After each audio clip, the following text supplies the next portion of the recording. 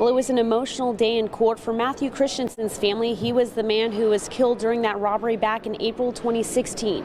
Today we heard the emotional and very disturbing 911 call made by one of his co-workers asking for help. We just got robbed because we have an employee. He's shot.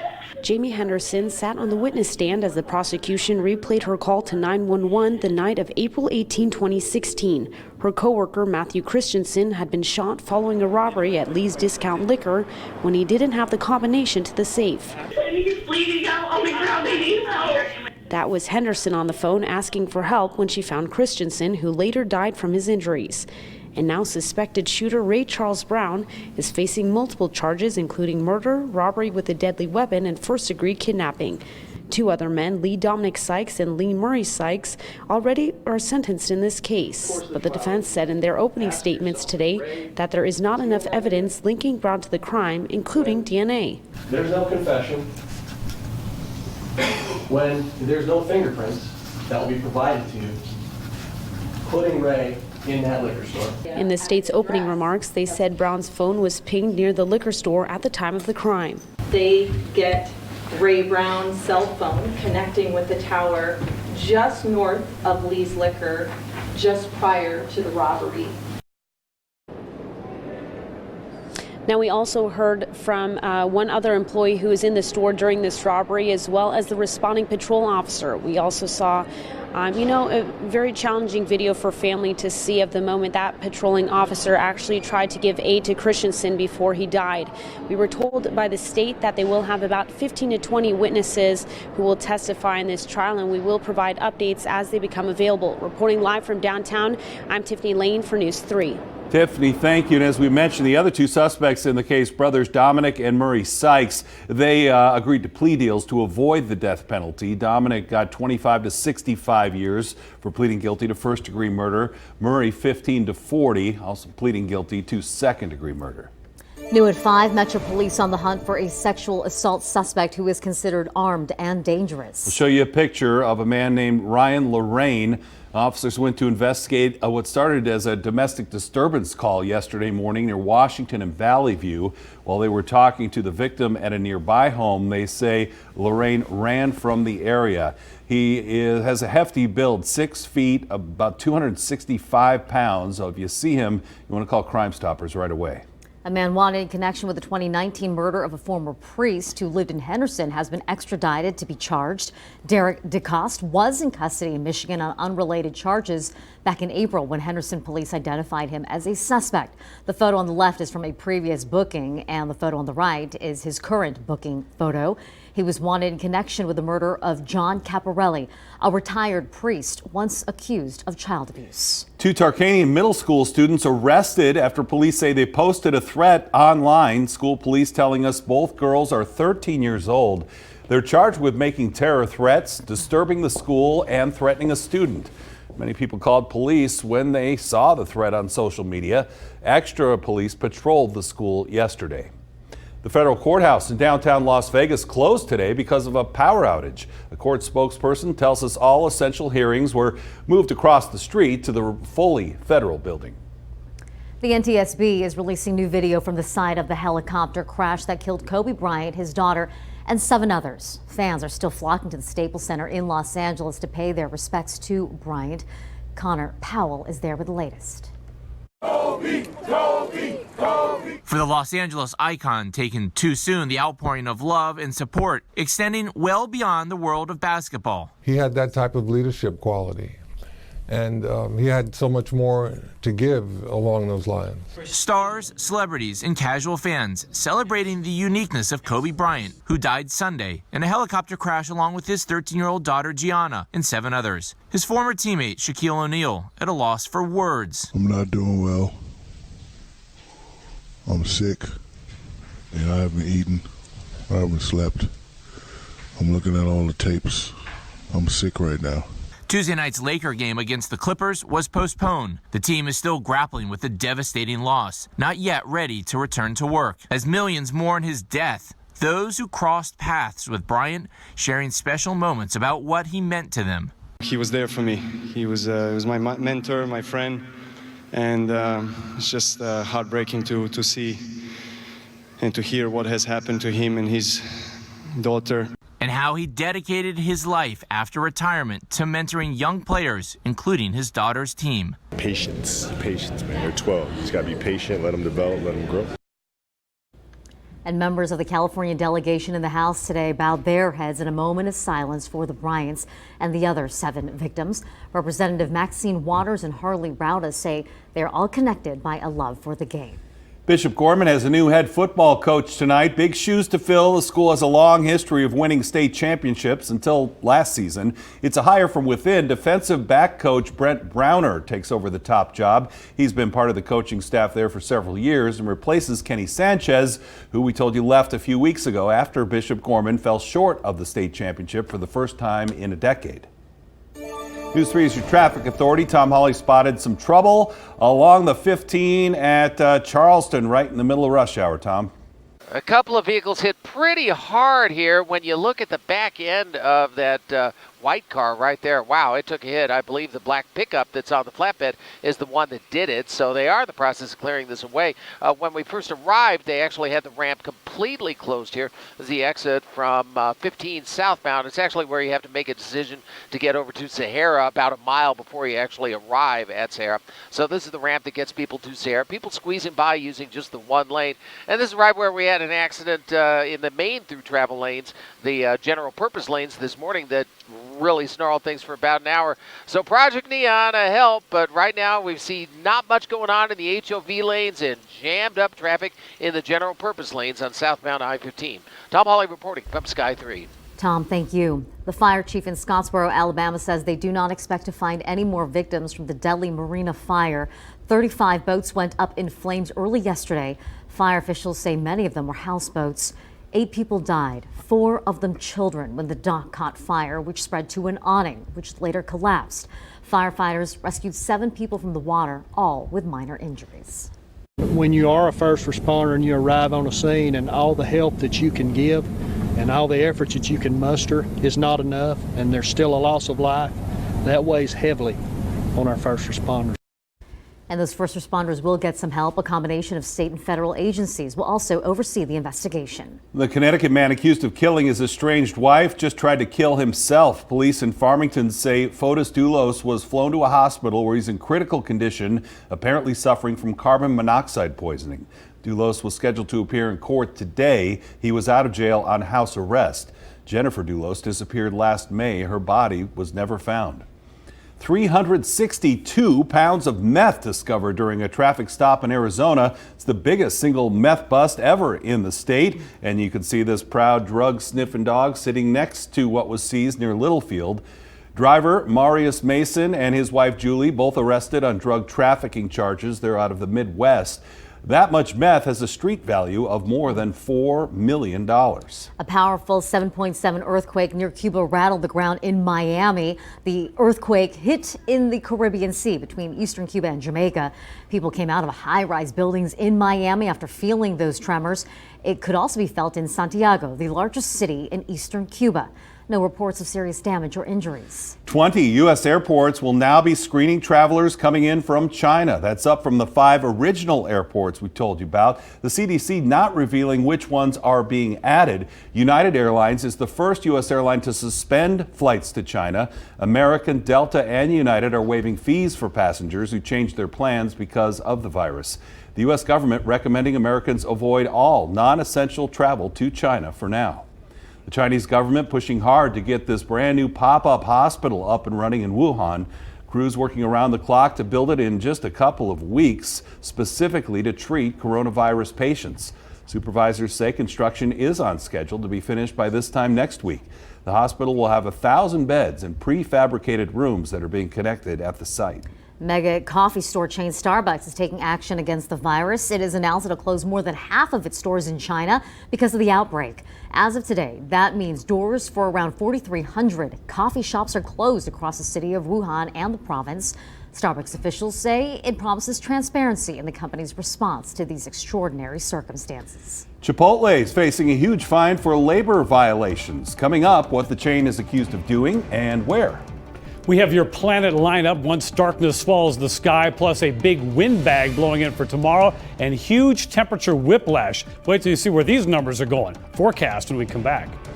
The president's lawyers wrapping up their opening arguments. I'm Scott Thuman in Washington with new developments and what's next in the president's impeachment trial.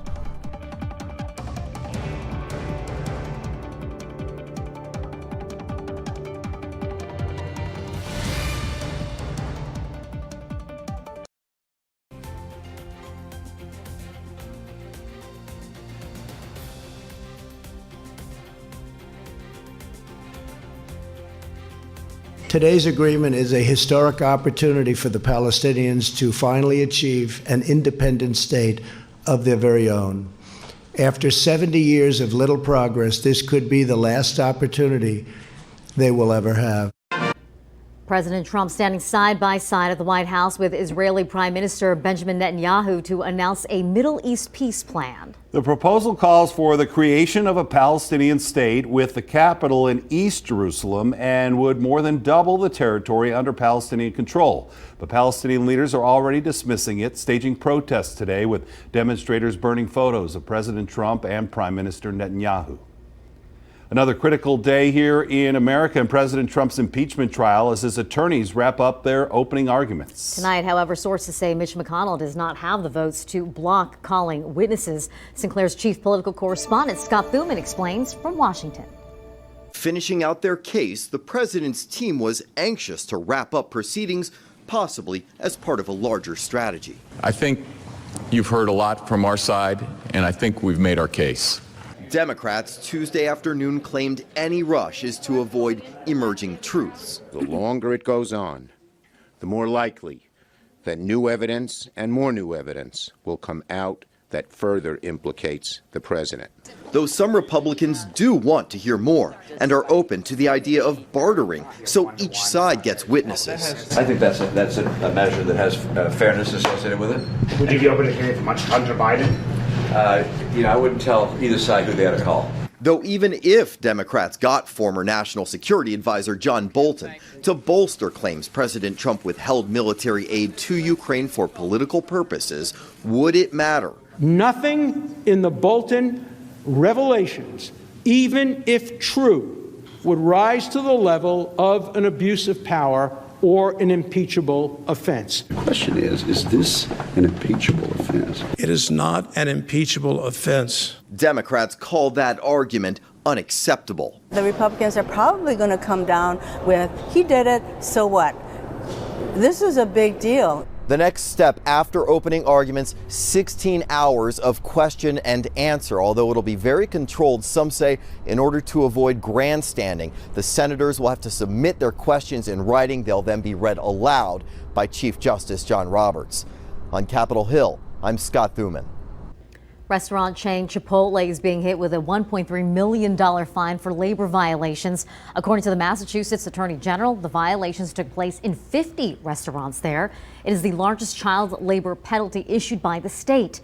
Investigators say the company used employees younger than 18 years old to work past midnight and worked more than 48 hours a week. Some of the teens told state officials the long hours prevented them from keeping up with schoolwork.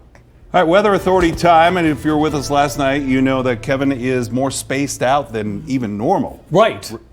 That's saying something. Yeah, I'd say. Yeah, we're not like in the mediocre range. Exactly. We are going full caffeine. All right. With being spaced out. So this is the view we showed you last night, the moon and Venus basically one above the other. Tonight they'll be more side by side. Here's how it'll transpire once darkness continues to swallow the sky. So the Venus appearing to be a little bit to the right of the crescent moon, and again just down below and to the right of Venus will be Neptune. Now I tried to see Neptune because it won't be visible with the naked eye. With my mediocre binoculars, that didn't work. So you'll need a really strong pair of binoculars or a telescope. But it's out there, and it's really out there, like 2.8 billion miles out there. So pretty cool if you can check it out. A couple of neighborhoods will begin over at MENDOZA near SAHARA and Sloan. They're at 61 degrees right now and calm, not too much in the wind category. Del Webb Middle School down in Anthem coming in at 56, just a light breeze. And JYDSTRUP Elementary near Jones, Tropicana, 59 calm. Peak gusts since midnight last night, 8 miles per hour.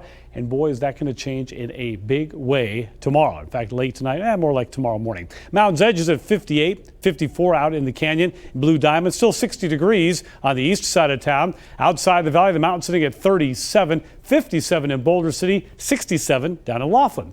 At McCarran today, the clouds did their thing and kept us from getting maximum warmth with the air that we had. Still, though, 63, another above normal January day. 21 of the first 28 days have been above normal in January. And this issue, if you weren't with us last night, it is an issue. I mean, it's only late January, but the warm weather has got the trees saying, this bud's for you. We've got ash, we've got cedar, we've got juniper, all starting to show up now. Now, only in the moderate category. You know what happens come March, whoop, all the way across into the extreme category, but it's going to be a longer season since they're already beginning to bud. 50 degrees at 7 a.m. Tomorrow, we should find our way toward the mid-60s, most likely peaking in the low to mid-60s before pulling back. But the headline tomorrow will be the wind, and it's going to be blowing. These are your sustained wind speeds in the middle of the day. 20 to 25 miles per hour, sustained. There will be stronger gusts, well over 30 miles per hour in most valley neighborhoods, but especially around the edges.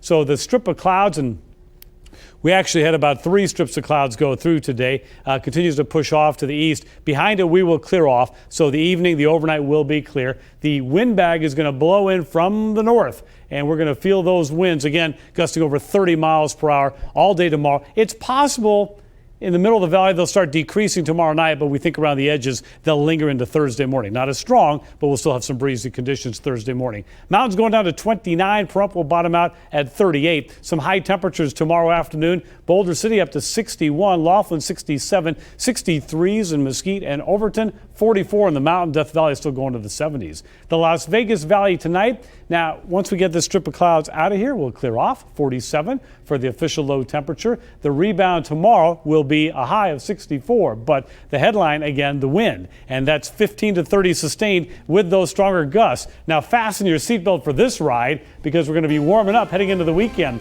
71 and 73 for Super Bowl Sunday / Groundhog Day, and then look out. A strong cold front blows through literally, and the temperature drops from the 70s to the 50s, overnight lows back in the 30s. So for everybody who's been saying, oh my gosh, it's 70 degrees this early in the year, what does that mean? As we tell you over and over again, what happens in January stays in January. Right. Last year it snowed twice at the end of February. Right. So, you know, we've got another month and a half of dealing with these ups and downs. And we got a big one coming this weekend. Winter's not over yet. This is a reminder. When you walk out Monday morning, think about that as a reminder. Okay. Kevin, thank you. Still ahead here tonight, the push to bring back penmanship in one state for a generation more likely to text than to write.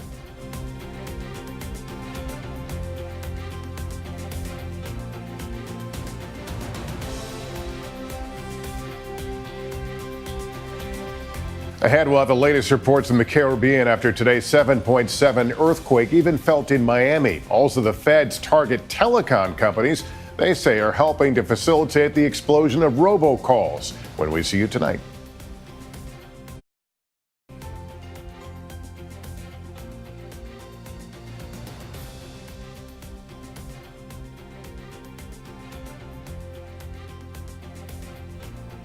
Some of our largest employers here in Las Vegas have properties in Macau, and as the spread of the coronavirus widens, coming up at 6, we'll take a look at how local tourism leaders are keeping a close eye on the outbreak. West Virginia lawmakers want to bring back cursive. The worry is that kids aren't learning how to even write their own names anymore with so much texting and posting on a phone keyboard or tablet. Today, the House of Delegates passed a bill to make schools implement a cursive writing requirement into the curriculum. It now moves on to the state Senate. I do like that. All right, before we leave you here at 5, a Michigan woman is feeling grateful for having these two to save her life. It was a deputy and a firefighter who rushed to the docks for she had fallen into the 36-degree water. This body camera video captured the entire rescue. So how did she get there? Well, they say that she slipped into the water while she was fishing off the dock. And by the time the first responder showed up, she had been in the water for just 15 minutes, but her body was completely numb. Wow, hits you quickly. It's a good thing they were there when they were. They were there, captured the entire rescue, so hopefully she is someplace warm and staying away from that dock. No doubt. All right, the big question in Washington tonight, will we hear from new witnesses in the impeachment trial? There are some new developments about that, we told you. More coming up on NBC Nightly News, and we'll see you back here on a beautiful evening at 6.